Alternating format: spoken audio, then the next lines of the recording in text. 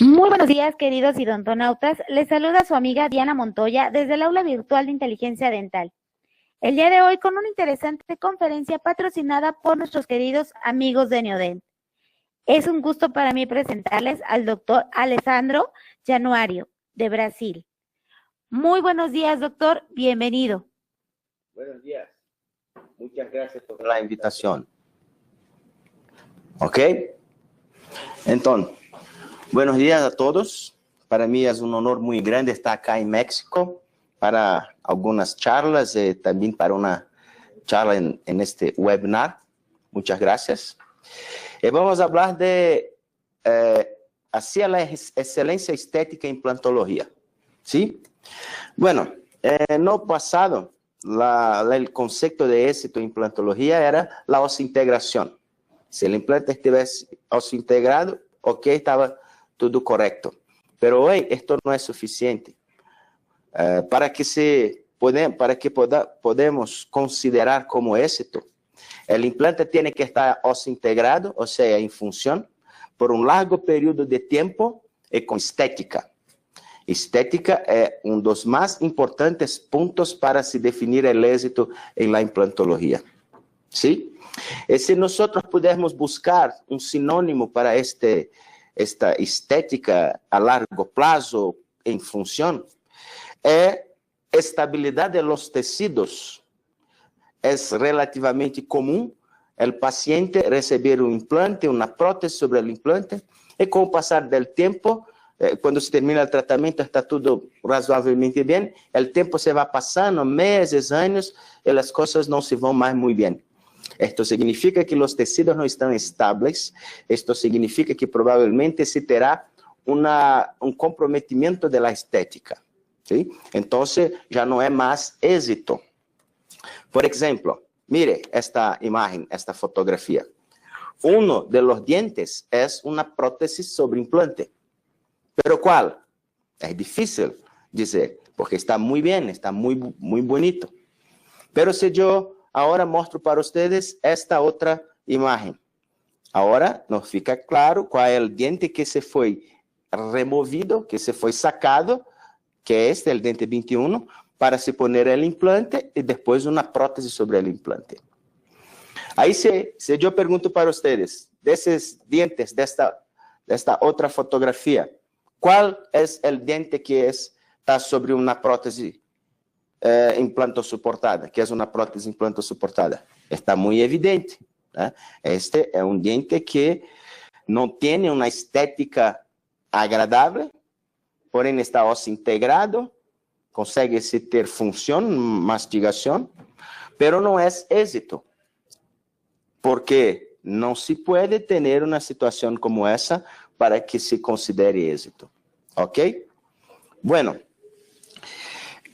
uma coisa interessante e até certo ponto podemos dizer preocupante é que os dois casos começaram de maneira semelhante, de maneira parecida. Ambos com indicação de extração para colocação de um implante, depois uma prótese sobre implante. Pero este lado de cá, além da colocação do implante, outros procedimentos adjuvantes foram realizados para que se obtesse esse êxito. Do lado de cá, não foi realizado da forma correta. De maneira que não se tem êxito em acá, e acá se tem êxito, mesmo uma situação originalmente muito parecida. Ok? Bueno, e o que é necessário para que nós tenhamos, a maior parte de nossos casos, situações semelhantes a este acá? Um resumo é basicamente isto que eu mostro para vocês. 4 situações, 4 importantes pontos. O primeiro, a posição tridimensional correta. Colocar o implante em la posição correta.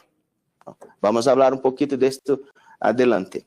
Uma outra importante situação, usar implantes, desenhos de implantes que sejam compatíveis, que podem favorecer certos pontos neste sentido. Vamos também falar pouco sobre isso. O terceiro ponto, que na realidade é o terceiro, mas se tem 2 situações muito importantes. que es la cantidad y la calidad de los tejidos blandos y los tejidos duros alrededor de los implantes. Esto es esencial, muy, muy, muy importante. Entonces, nosotros tenemos que todo el tiempo estar preocupados con esta situación. También vamos a hablar un poco después. Y obviamente, desculpe. E, obviamente, uma prótese bem executada, uma prótese bem feita. E quando se habla de uma prótese bem feita, bem executada, não é só a estética branca del diente, também sua relação com os tecidos ao redor desta prótese. Porque a manutenção, a estabilidade a largo prazo, tem também uma importante relação como a prótese está sendo construída. Desde a prótese provisional a la prótese definitiva. Ou seja, são os 4 pilares para se ter o êxito esperado na implantologia, especialmente no sentido estético. Ok? Bueno, então, o primeiro ponto, a posição tridimensional correta. A posição tridimensional correta é definida, é direcionada por 2 pontos. El primero, la futura prótese. Llamamos esto de planificación reversa. Es primero planificar el futuro diente y baseado en esta posición poner el implante. ¿Cierto? Pero también es muy importante para que nosotros podamos definir la posición tridimensional adecuada. O conocimiento de um aspecto biológico fundamental, muito conhecido em la perioimplantologia, que é o espaço biológico. Pero qual é a relação do espaço biológico com o posicionamento tridimensional? Eu vou explicar isto para vocês. Então, o espaço biológico é uma distância que se vai de la crista del hueso hasta la margen gingival. Tiene 3 estruturas acá. El sulco gingival, el epitelio juncional y la inserción conectiva. Estos son los puntos. Y una cosa importante que nosotros tenemos que saber, que siempre el organismo va a procurar se organizar acerca de los espacios, acerca del espacio biológico, para se tener salud en el componente dental e os tecidos ao redor de eles e também os implantes, é fundamental que este espaço biológico, essas estruturas estejam preservadas, sejam respeitadas. Ok? Imagine a seguinte situação. Eu perco minha incisiva central.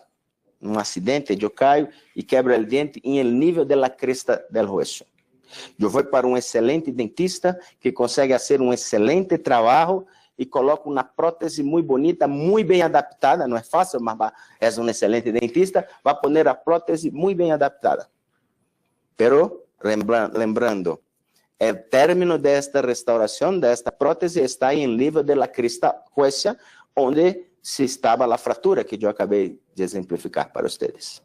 O que vai acontecer com o tempo?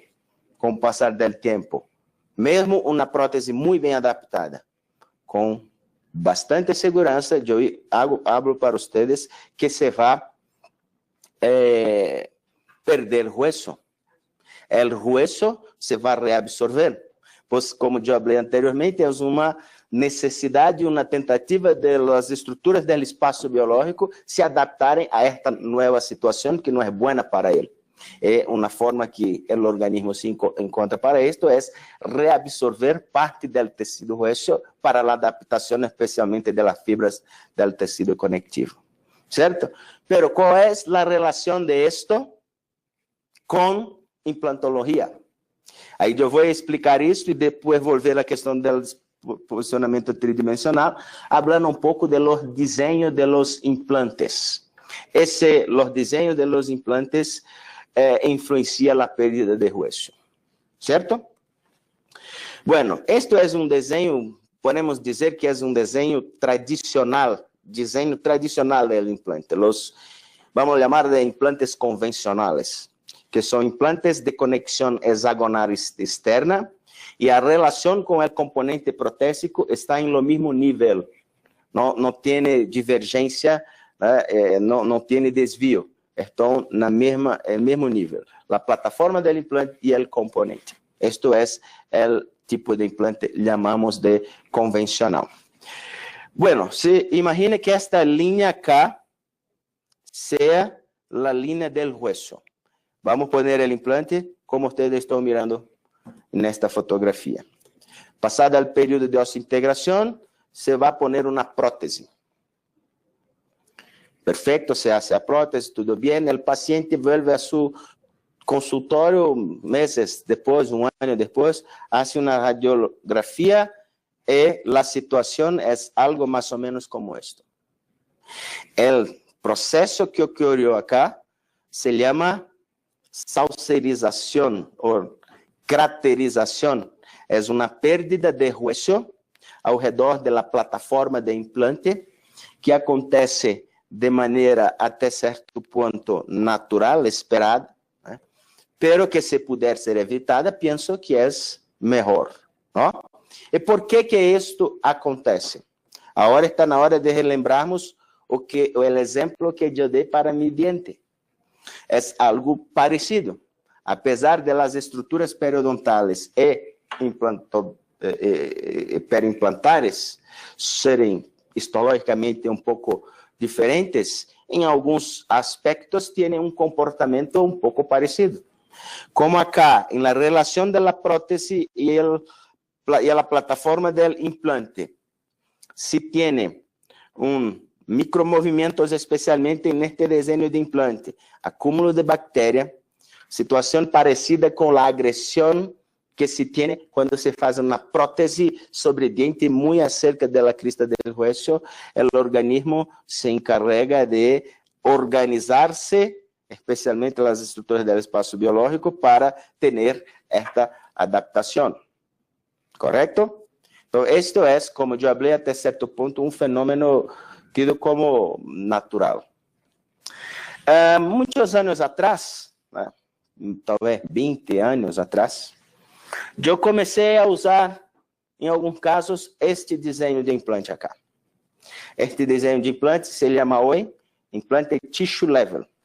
Este implante tissue level foi originalmente desenvolvido para que a parte porosa, a parte tratada, se vá para dentro do hueso e a parte polida, a parte lisa, se vá para afuera do hueso e no nível da encía.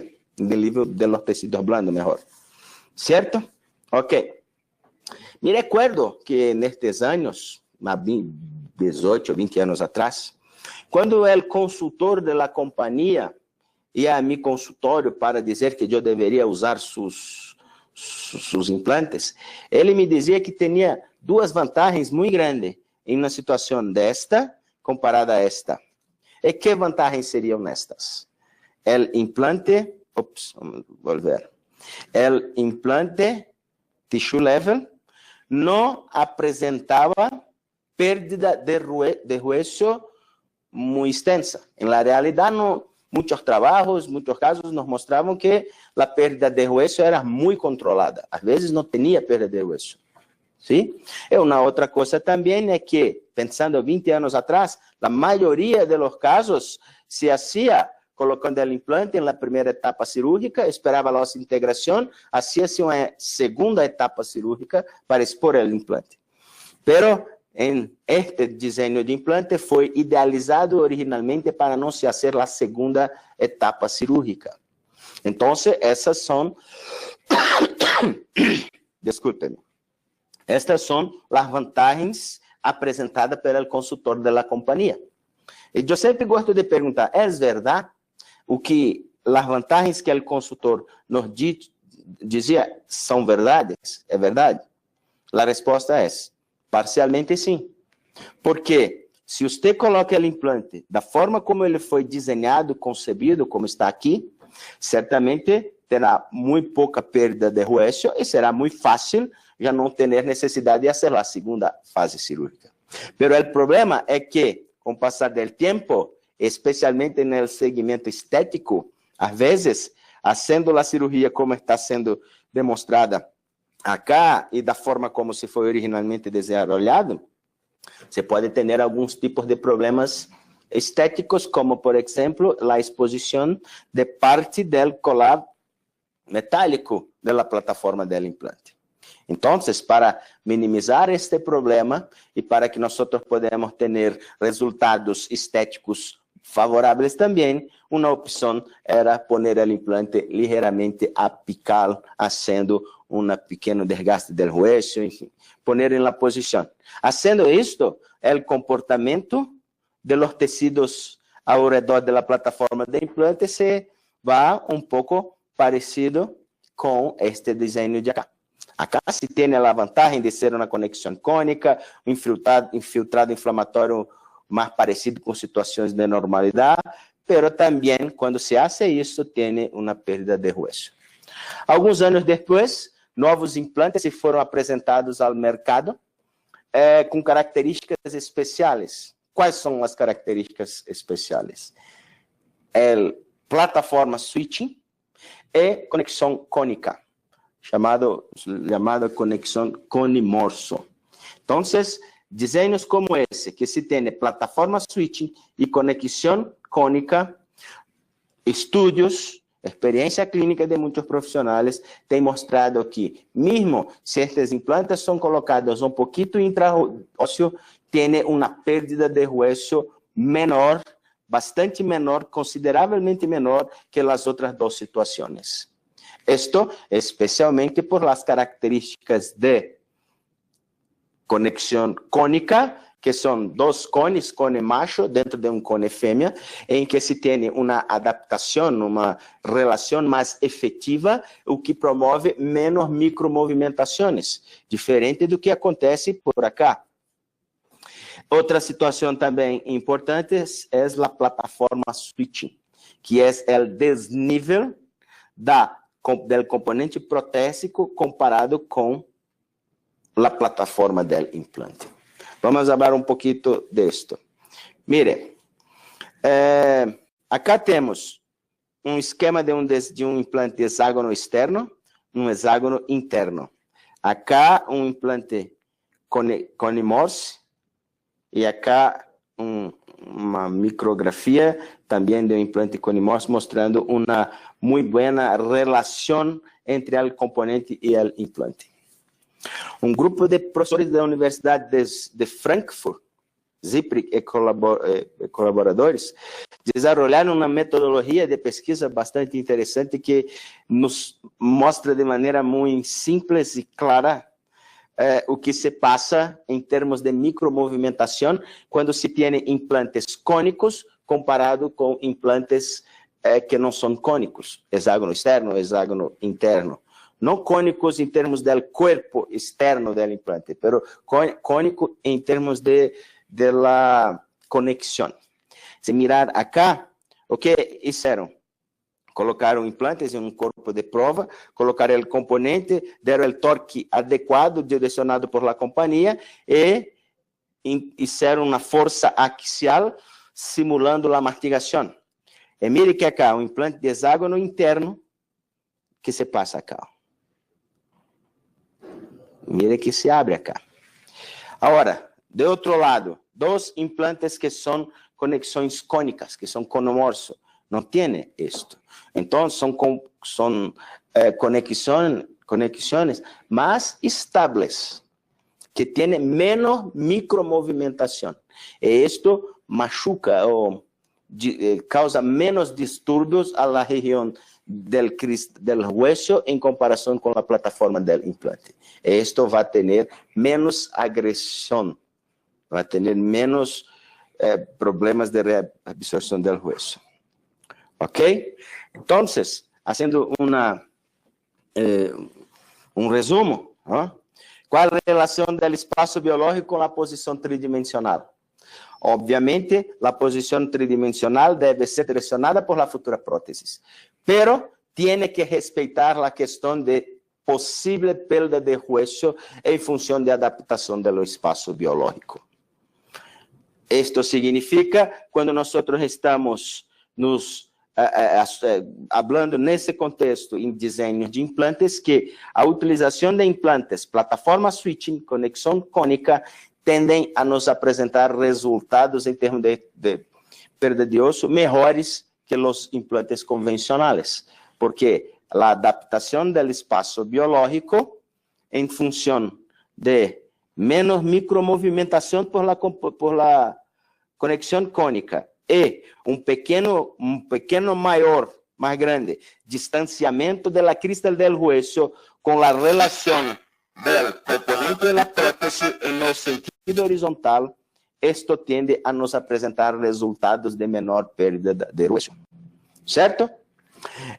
Qual a importância clínica de tudo isso? Vamos poner nossos implantes direcionados por la futura prótese. Pero temos que ter, em função da adaptação do espaço biológico, uma zona de proteção, uma zona de blindagem de hueso ao redor de cada implante, de por lo menos 1,5 a 2 milímetros, porque os trabalhos já de muitos anos nos mostram que existe uma perspectiva, uma possibilidade de perda de até 1,5, 1,7 milímetros de hueso em função da adaptação deste espaço biológico. Ok? Não podemos pôr implantes muito próximo de dientes, menos que 1,5, 2 milímetros. Não podemos ter dois implantes com menos de 3 milímetros entre eles, porque é 1,5 milímetro de um lado, 1,5 milímetro de outro, porque isto é importante para evitar problemas se eventualmente se tem uma perda huesa um pouco como mostrei para vocês. Bem, mas também eu gostaria de falar para vocês a importância, né, como eu falei, que quando se vai pôr implantes, que se tenha esta zona de blindagem. O implante, o hueso, com por lo menos 1,5, 2 milímetros ao redor de todos os implantes. Bem, mas eu por lo menos já vi isto, tenho certeza que muitos também já miraram e viram situações como essa. Às vezes nós temos implantes de conexão cônica, plataforma switching, mira a radiografia e tem um pouco mais de perda de hueso do que você estava esperando. De la mesma forma, nós também vemos implantes conexão tradicional, conexão convencional, hexágono externo, e que tem uma perda de hueso um pouco menor do que se esperava. Isto acontece porque a perda de hueso é uma situação que é multifatorial. Não é só um fator, não é só a adaptação do espaço biológico. E um dos fatores muito importantes é o que eu vou falar agora. Vamos recordar quais são os pontos fundamentais, pilares para o sucesso a largo prazo. Posição tridimensional correta, o desenho de implante, esses dois nós já falamos. O terceiro ponto, cantidad y calidad de los tejidos blandos y los tejidos duros alrededor de nuestros implantes. Primero, la importancia de los tejidos duros. Yo ya hablé esto para ustedes. En función de adaptación del espacio biológico, tenemos que tener una zona de blindaje de osso. Por lo menos 1,5, 2 milímetros ao redor de todo el hueso. Isto é essencial. Se não tem isto, a possibilidade de problemas a médio e largo prazo é muito grande. Então, nós temos que respeitar esta questão, certo? E em relação aos tecidos blandos, qual é a importância? Este trabalho, 1996, 20 anos atrás, trabalho conduzido por professor Berglund e Linde. Professor Linde provavelmente é o dentista mais conocido e mais famoso do mundo, porque todo o mundo estuda periodontia em seu livro. Este trabalho, publicado 22 anos atrás, já nos dava um direcionamento importante das condições de los tecidos, da relação dos tecidos blandos e do tecido do hueso, e da perda de hueso. O que os pesquisadores fizeram? Extraíram, removeram os dentes posteriores de perros, esperaram a cicatrização, colocaram implantes dos dois lados e já deixaram com o componente protésico para fora. expondo ao meio bucal a plataforma do implante através de componente protésico. A diferença é que no grupo teste se removeu parte do tecido blando, deixando uma quantidade e qualidade de tecido pior que a condição natural. Alguns meses depois, os animais foram sacrificados, estudos histológicos foram conduzidos e observou-se que onde se tem uma espessura maior de tecidos blandos, se tem uma menor perda de hueso. Onde se tem uma menor espessura de hueso e uma menor quantidade de mucosa, especialmente mucosa ceratinizada, se tem uma maior perda de hueso.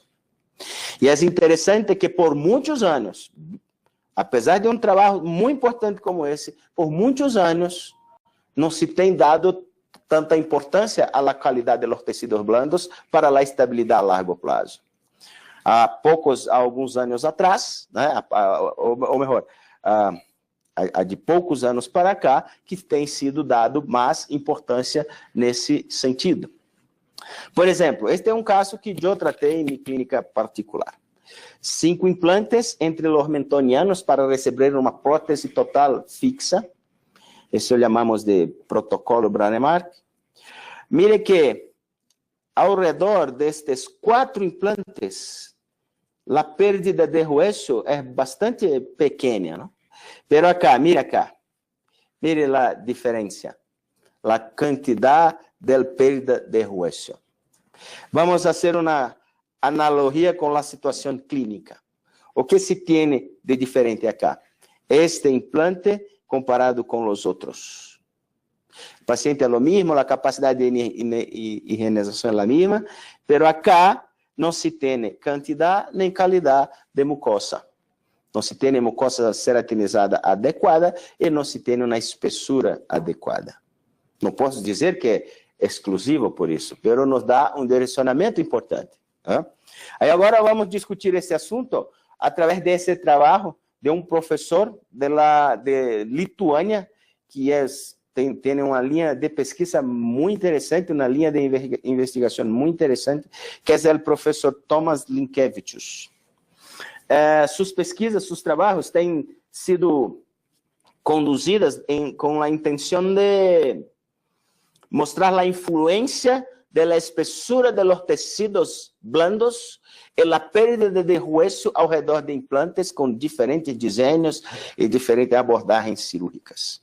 Este trabalho, por exemplo, colocou seus pacientes em 3 grupos. O grupo 1 com implantes colocados ao redor, implantes colocados em uma zona que os tecidos blandos eram considerados fino, delgado, menos que 2 milímetros.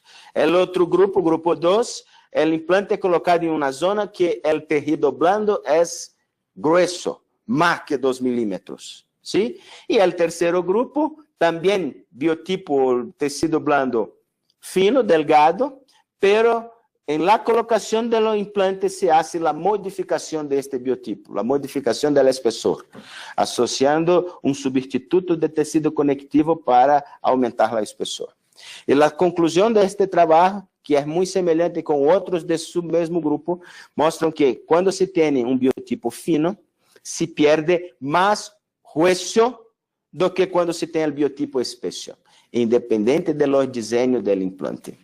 Então, além, obviamente, de los desenhos do implante, a quantidade e a qualidade de los tecidos blandos influenciam em la pérdida de hueso acerca ou melhor, ao redor de estos implantes. ¿Certo? Entonces, cuando nosotros estamos hablando, ok, vamos ver qué houve acá. Ok. Entonces, cuando estamos hablando en estabilidad a largo plazo, es realmente muy importante. Alguna cosa acá no está, no está apareciendo porque... Sí, ahora sí.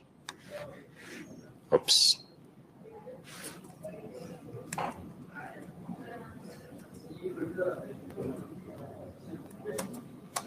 Bueno, una cosa que es realmente muy importante para que nosotros tengamos la estabilidad a largo plazo es tener cantidad y calidad de tejidos blandos. Entonces, si tiene una situación clínica como esta,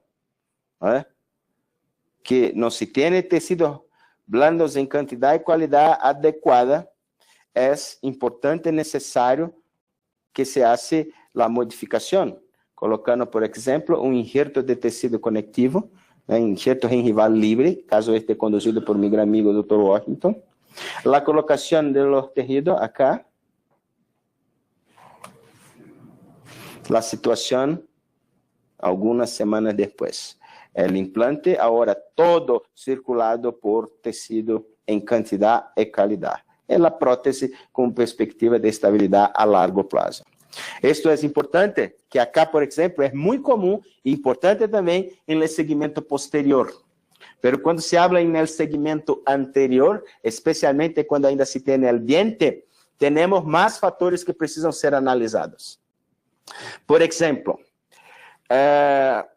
se habla mucho que el biotipo es fino e espeso. Hablamos há pouco que para se ter estabilidade a largo prazo, é importante que ao redor de todo o implante se tenha por lo menos 2 milímetros e talvez com o tempo vamos dizer que 2 seja pouco, 2 a 3 milímetros, certo? E eu hablo para vocês, com trabalhos e números publicados em la literatura mundial, é muito incomum nós termos espessuras naturais, ainda com os dentes em posição, de mais do que 2 milímetros. A grande maioria dos trabalhos colocam o ponto de corte que separa o que é fino do que é espesso em torno de 1,5 milímetro no máximo. Ou seja, não é comum ter naturalmente a espessor do tecido blando que é necessário para a estabilidade a largo prazo ao redor de los implantes. O comportamento de los tecidos blandos ao redor de dientes é diferente, né, do que ao redor de los implantes. El diente se pode ter uma espessura menor que se va bem, pero los implantes temos que pensar melhor. E como nós podemos definir a espessura o espessor, classificar ou mensurar o espessor de tecidos blandos?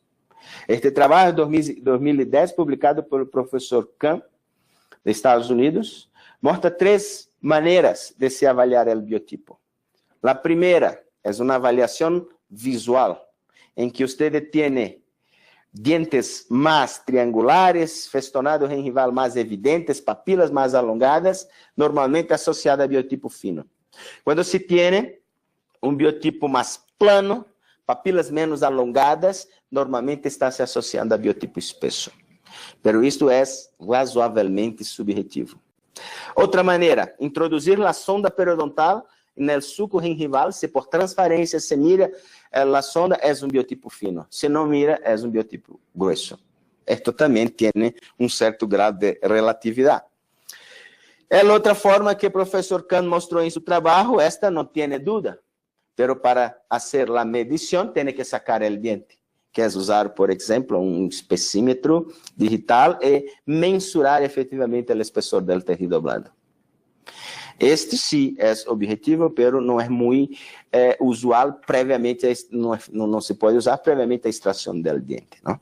E como eu falei, é importante que nós tenhamos por lo menos os 2 milímetros ao redor de nossos implantes. O que nós podemos usar de metodologia para fazer essa visualização? E saber as necessidades para condução de los diferentes casos. Por exemplo, este trabalho, publicamos em 2008, mostra a possibilidade de se visualizar e mensurar os tecidos blandos ao redor de dientes e de implantes através de tomografia computadorizada de feixe cônico. Nós chamamos de Soft Tissue Cone Beam Computed Tomography. Tomografia computadorizada Cone Beam para tecidos blandos, né? Este acá é a forma convencional de se visualizar o exame. Se mira muito bem o diente, o hueso, pero acá não se mira, pero acá se mira também o hueso, o diente e os tecidos blandos. Como se faz isso? É algo extremamente simples, pero extremamente eficiente. Basta criar um contraste entre o lábio e a rencilla, entre a língua e o palato. E que é o contraste? Por exemplo, o ar.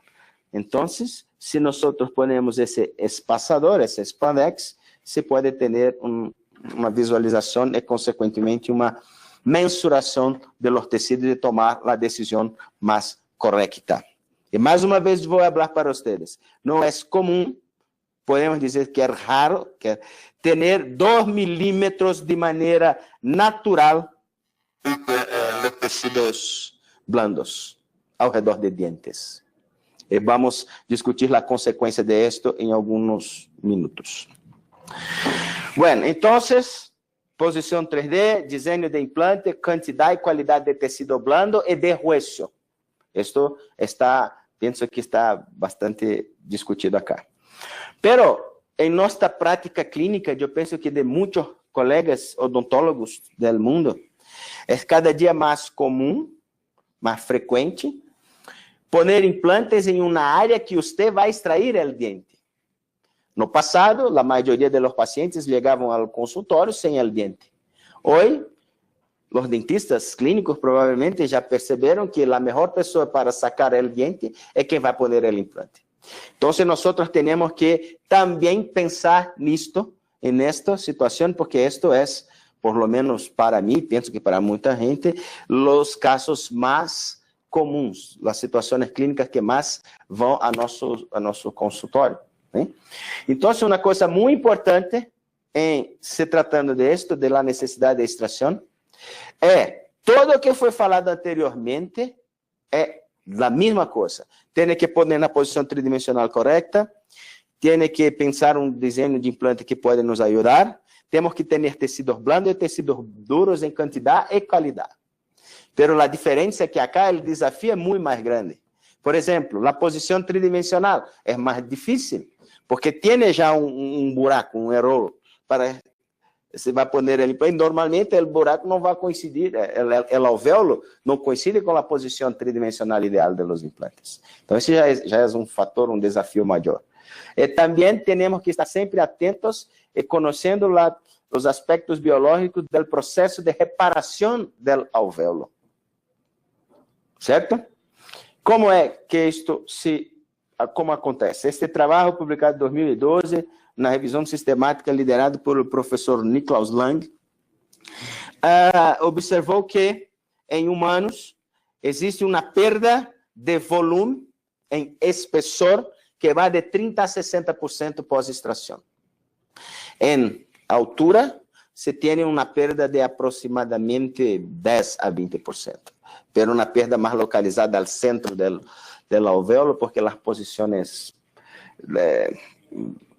distales e mesiales, se tem os dientes, esto se tem uma compensação e menor perda de hueso. Então, o mais importante é realmente o espessor, que se pode ter até 60% de perda em função do processo natural de cicatrização do alvéolo. No passado, 15 anos atrás, 13 anos atrás especialmente, acreditava-se que um dos motivos principais por, ao sacar o diente e o processo de reparação, promover uma perda, especialmente de espessor, era por ausência de estímulo. Pero em 2005, como falei 13 anos atrás, professor Maurício Araújo, um amigo de Brasil, um dos mais importantes investigadores do mundo, nos mostrou que a colocação do implante não impede que o hueso se reabsorva. Não tem ligação, não tem relação com o estímulo. O motivo da perda de hueso é outro.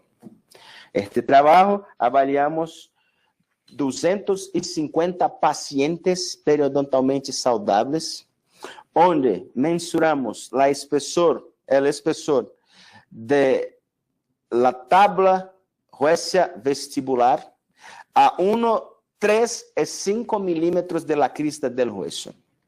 Os resultados deste trabalho nos mostram que 50% del hueso, ou mejor, 50% de la muestra tiene un espesor menor que 0,5 milímetros, menor que medio milímetro. ¿Sí? 85% menor do que 1 milímetro. Ou seja, é muito delgado, naturalmente delgado, faz parte da constituição do ser humano, é muito delgado el espesor del hueso en la vestibular de los dientes, especialmente los dientes anteriores, los dientes del segmento estético. ¿Y cuál es la relación de esto? Nosotros sabemos que, como es muy fino, ¿no? Muy fino acá, nosotros sabemos que cuando se saca el diente, la primera clase que nosotros todos tivemos en la facultad de odontología, cuando se tiene la especialidad de periodoncia. El periodonto es dividido en periodonto de revestimiento, protección, o sea, la encía, y el periodonto de sustentación, que es el cemento dental, el ligamento periodontal en el hueso alveolar. Pero no es el hueso alveolar todo, solamente la parte del hueso alveolar que recibe la inserción de las fibras de Sharpe, las fibras del ligamento periodontal. Esto se llama el hueso alveolar propiamente dito. Y cuando se saca el donto, todo peri se va. Entonces no tiene el donto, el periodonto con el tiempo se va a reabsorber. Es muy fácil de comprender esto. Imagine más una vez, yo saco mi incisivo central, paso una radiografía periapical minutos después. ¿Qué vamos a mirar en la radiografía? Vamos a ver el espacio del alvéolo. Vamos a ver una línea cortical, que era el alvéolo, y esta línea cortical en radiología nosotros llamamos de lámina dura. Y esta lámina dura es el osso alveolar propiamente dito, donde parte de él recibe la inserción de las fibras del ligamento periodontal. Ok, vimos essa radiografia minutos después de la extracción. Un año después, continuo sem mi dente, vou ao radiologista, hago uma nova radiografia periapical e vamos ver que agora não tem mais a lâmina dura. Vamos ver a espinha nasal, a cortical da espinha nasal, né, e a cortical do rebordo, da crista huesia. E no centro não se vê, só vê o osso medular. ¿Por quê? Porque o hueso alveolar propriamente dito depende da presença do diente. Isso acontece da mesma forma por las proximales como por vestibular. A diferença é que por vestibular só tem uma espessor muito pequena. Se aquilo se va todo. Por las proximales tem o osso medular de um lado, o osso medular de outro. Por palatina a mesma coisa. Então, o processo é o mesmo. A diferença é que por vestibular é muito fino, de maneira que isso se vai normalmente se reabsorver. Então, amigos, eu vou apresentar um caso clínico em que nos mostra o que precisa ser hecho para se obter os melhores resultados seguindo a técnica hablada, seguindo os princípios hablados anteriormente. A posição 3D, desenho de implante, quantidade e qualidade do hueso e a prótese. Certo? Então, esta muchacha, né, apresentou-se com uma necessidade de extração del dente 21. Mire acá a condição do tecido blando, a condição da crista del hueso. Acá se pode mirar um pouco de uma inflamação. Pero partimos para o procedimento. Previamente ao procedimento, nós fizemos uma planificação para fazer a cirurgia guiada, usando o software Codiagnostics, em que, fazendo a cirurgia digitalmente, definindo a posição adequada do implante, se a partir dessa planificação se gera um guia cirúrgico, e esse guia cirúrgico será utilizado no momento da cirurgia para pôr o implante na posição tridimensional melhor possível, certo? Então, vamos seguindo aí com nosso caso. Esta é nossa amiga, uma muchacha muito bonita. Esta é a condição de su diente. saca la prótesis, vamos a partir para la extracción del diente.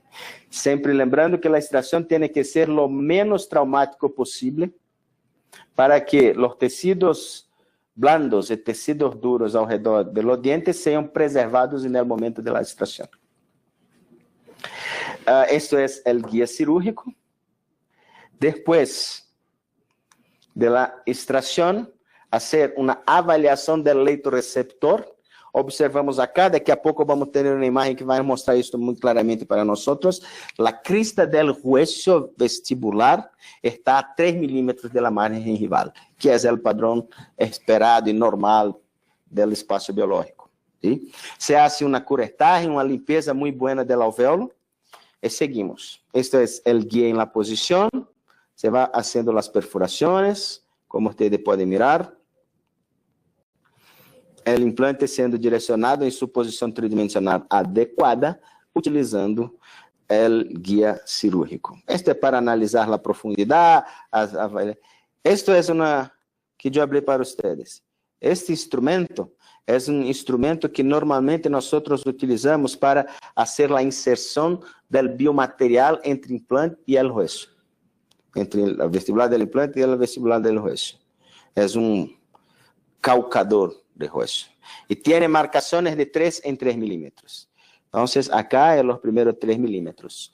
Esto es que la crista huesa está a 3 milímetros de la margen gingival y está preservada. Ahora, el guía en la posición. Vamos a poner el implante. Este implante Drive, GM, Aqua. Aqua é uma superfície que nos apresenta resultados mais rápidos em relação à osseointegração, uma qualidade e uma rapidez maior da osseointegração por ser uma superfície quimicamente ativada. Né? Tem sido nossa preferência de uso em los dias de hoje, as superfícies quimicamente ativas. Sim? Previamente, ao processo de confecção da prótese provisória, nós utilizamos a própria corona da paciente para ser utilizada como prótese provisional. Isto que vocês estão vendo aqui em rojo, vermelho, não? Red, vermelho. Sim, isto é como se fosse um índice, como vocês vão mirar, para poner o dente exatamente na posição original. Este é um componente bastante interessante de PIC, que nós podemos usar para fazer próteses provisórias atornilhadas e próteses provisórias cementadas. ¿Sí? Nós escolhemos a opção de fazer a prótese parafusada, então a prótese provisional irá ser colada com resina no pilar de pique provisório. O índice na posição, mire, a captura do componente protético por la prótese provisória. Agora, mire, está ótimo, perfeito. A posição exatamente como a posição planificada originalmente. Bueno, implante na posição tridimensional correcta, hecho a través de uma cirurgia guiada, planificada digitalmente. Hablamos da importância do espessor de los tecidos blandos. Como eu falei, é muito raro ter os 2 milímetros mínimo para estabilidade a largo prazo. Então, é muito comum a necessidade de fazer a colocação, o aumento do espessor de los tecidos, modificando o biotipo a través de injerto de tecido conectivo. ¿Sí? E também se hace isso porque, mesmo tomando todos os cuidados da extração, preservação do alvéolo, plenamento do gap com biomaterial, se perde pouquinho.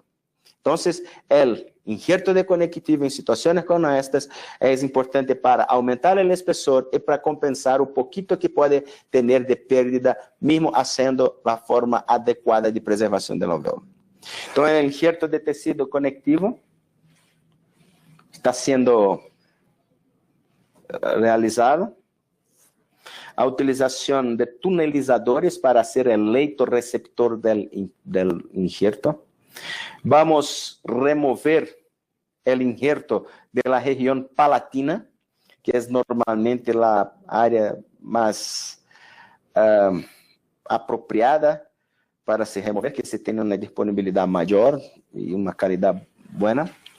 Neste caso, fazendo a técnica de remoção do tecido gingival com tecido conectivo e tecido epitelial.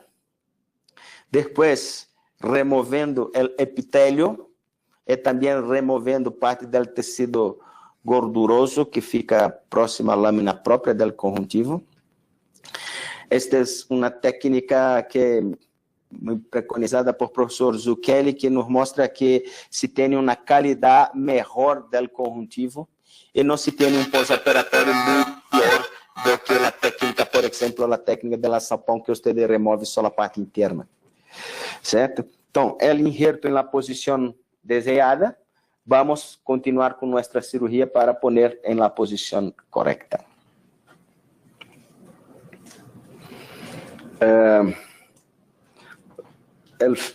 El fio de sutura, en este momento para pescar, para buscar el injerto y posicionarlo en la posición más adecuada definida a pocos minutos previamente. ¿Sí?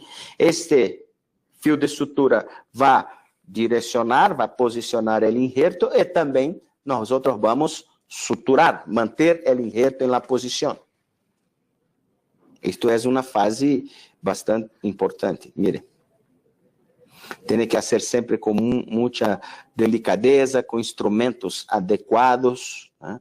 Uma das coisas ruins que se tem para se ter bons resultados é não utilizar instrumentos de qualidade. Então, tem que ter buenos materiais, buenos instrumentales, buenos equipamentos, buenos implantes, biomateriais, enfim. Se queres trabalhar com excelência, tem que ter produtos de excelência. Não tem, infelizmente, não tem outra coisa. Em Brasil, nós temos um ditado. Nem tudo que é caro é bueno, mas tudo que é barato é ruim. Então, nós temos que, infelizmente ou felizmente, nos preocuparmos em utilizar equipamentos instrumentais de qualidade. Bom, voltamos aqui à posição posicionamento do implante, do injerto. Vamos vestindo, ele vai se encaixando muito perfeitamente à condição planejada. Isto não é uma coincidência, isto é fazer a coisa como deve ser feita em termos de planificação, em termos de execução de técnica cirúrgica adequada. ¿Sí? Então, o injerto de tecido conectivo posicionado para aumentar o espessor, dando uma perspectiva de estabilidade a largo prazo maior e também para compensar eventuais perdas de volume que se pode acontecer. Depois de esto, vamos agora disculpe, entre el implante y el hueso vestibular, poner el biomaterial de lenta reabsorción. Aquí no caso, el Cerabon, que es una hidroxiapatita bovina, siendo introducida en el gap, el espacio entre el implante y el hueso vestibular. A instrumental, el calcador, mire la imagen, y ahora vamos a poner el provisional, que se foi executado, que hicimos há poucos minutos antes, não? Remoção do tapa implante, que estava já para, ao colocar o hueso, não entrar dentro do implante, e agora seguimos com o provisório. Esta é a posição ideal. Esto é a condição final. Vai para casa desse jeito aí. O caso está finalizado. Sim? Mas uma sutura para uma estabilidade maior do injerto e também para se pressionar ou para se posicionar esse injerto melhor contra o colgaro. E se ter uma perspectiva de nutrición un poco mejor. ¿Cierto? Entonces, esto es la condición final en que el paciente se va para casa con el provisorio. Bueno, 10 días después, esta es la situación del paciente. Acá ainda está un poco, sí, claro, tiene 10 días, pero una cosa importante, la encía, la marca gengival está até más coronária, né? Desculpe, más para incisar del diente do que el diente vizinho. Esto es 3 semanas después. Mire. Y ahora, la condición que se está a 40 días después. Esto es el sonrisa da paciente. 6 semanas, 45 días aproximadamente después. Ahora es solo esperar el proceso final de osseointegración y hacer la prótesis definitiva da maneira que se deve ser hecha. A perspectiva de sucesso a largo prazo aqui é muito grande, porque todos os cuidados foram tomados de maneira correta. Certo? Bueno, o último caso, para fazer uma pequena comparação, é este caso desta jovem que também tem a necessidade de extração do dente 21. Mire que é o mesmo dente que o outro, dente anterior 21 também. E acá a radiografia nos mostra o óbvio motivo da necessidade da remoção do dente, uma perfuração. Acá mire que já tem um pouco de menos color, um problema de coloração, está um pouco mais escuro, a paciente tinha uma reclamação quanto a isto. Então, vamos ver a tomografia. Sí, a tomografía está ok, tiene oso. Si quieres pensar en poner el implante inmediato, tiene el hueso que le permite colocar en la posición tridimensional correcta, pero el problema es que aparentemente no se tiene el hueso vestibular. Y mire, el biotipo gengival es muy delgado. Vamos entonces para a remoción del diente y como mostrado en la tomografía, el hueso vestibular no estaba totalmente mantenido. En nuestra filosofía de trabajo, cuando se tiene una pérdida de hueso como esta, es un poco más arriesgado partir para poner el implante inmediato, provisorio inmediato, en fin. ¿Se puede hacer y dar cierto? Sí, tiene chances grandes de dar cierto, pero también tiene más chances de tener problemas que si hicer en estágios. En este caso, la opción fue sacar el diente, esperar aproximadamente 6 semanas.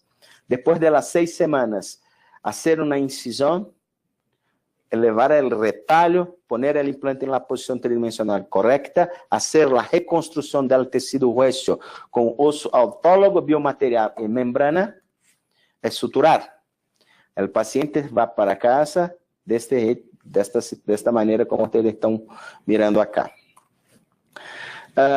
8 semanas después aproximadamente, la segunda fase cirúrgica para exposición de la plataforma do implante y acá a colocación de un provisorio inmediato.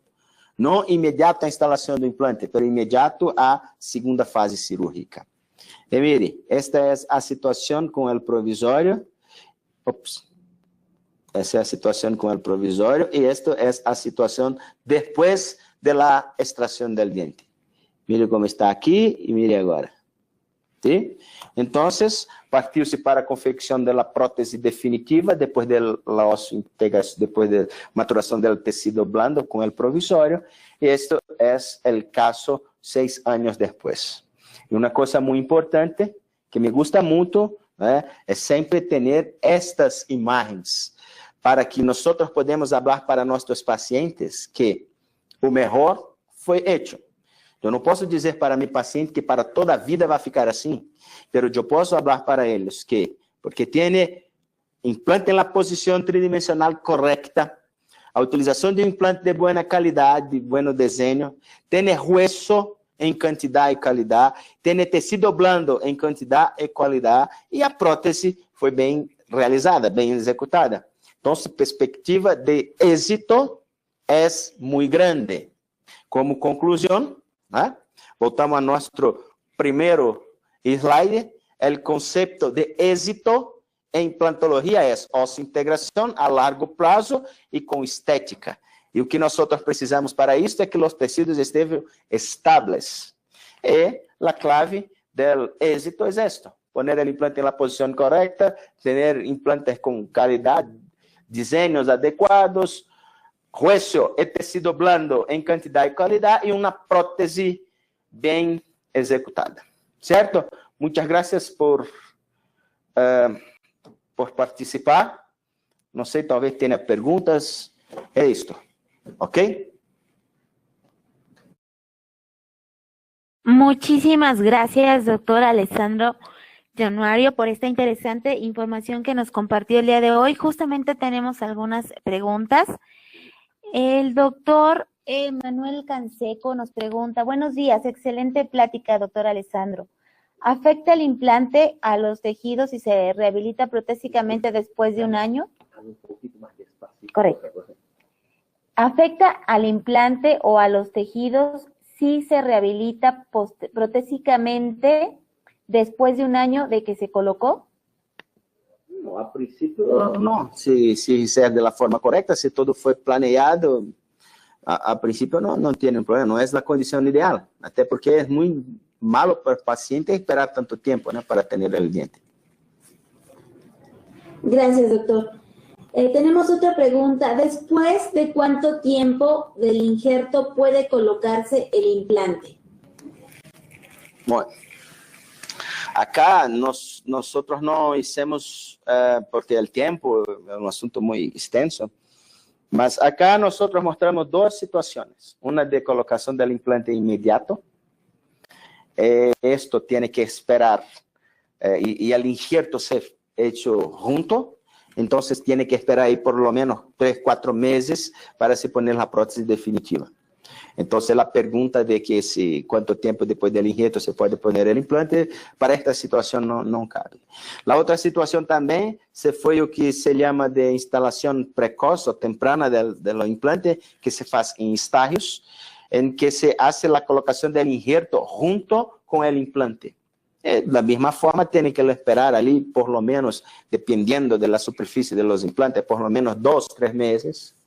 Pero probablemente su pregunta está más direccionada para situaciones que nosotros llamamos de preservación alveolar, o site preservation, que es sacar el diente, poner algo dentro del alveolo, esperar la formación del hueso para poner el implante en el futuro.